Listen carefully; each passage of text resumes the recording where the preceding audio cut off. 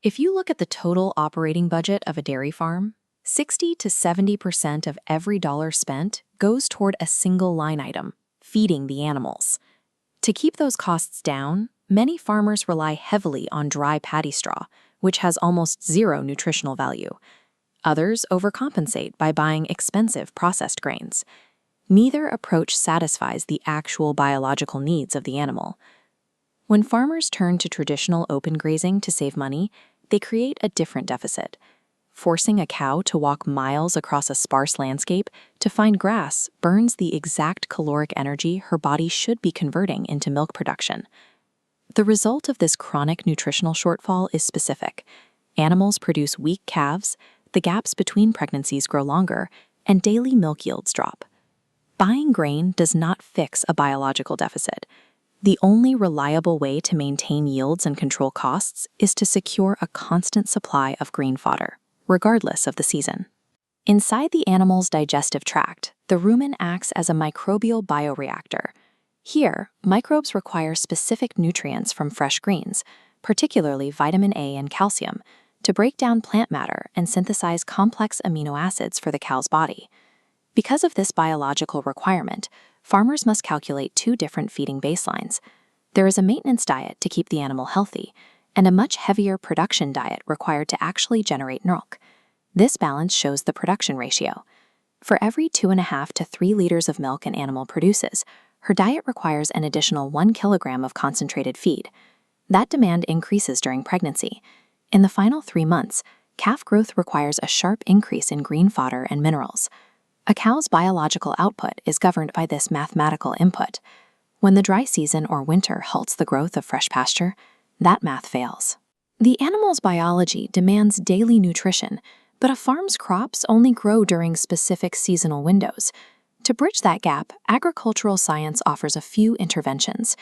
The first is urea treatment, a method used to salvage nutrient-poor, high-silica paddy straw. The process follows a precise ratio.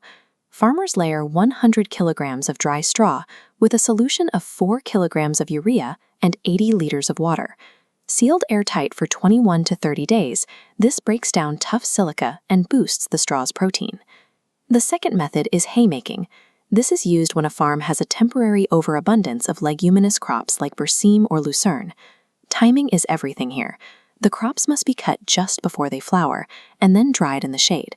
This locks in their nutrients without allowing the moisture to cause rot.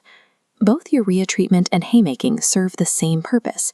They are strategic interventions designed to pause the natural degradation of plant nutrients. The most robust preservation method is silage. It allows farmers to safely store massive yields of high-quality green feed for up to 3 years.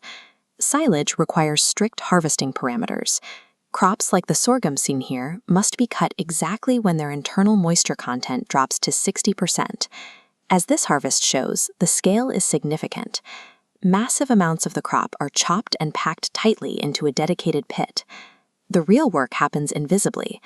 By sealing the packed pit with a thick layer of straw and mud, farmers create an anaerobic, or oxygen-free, environment.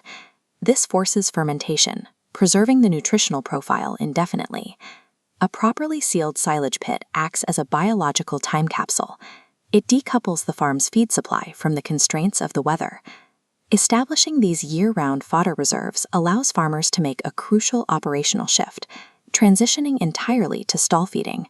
Stall feeding offers a massive energy conservation benefit.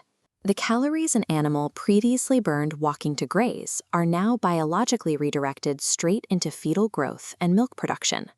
To support this, farms implement a planned crop rotation, alternating leguminous plants with standard grasses.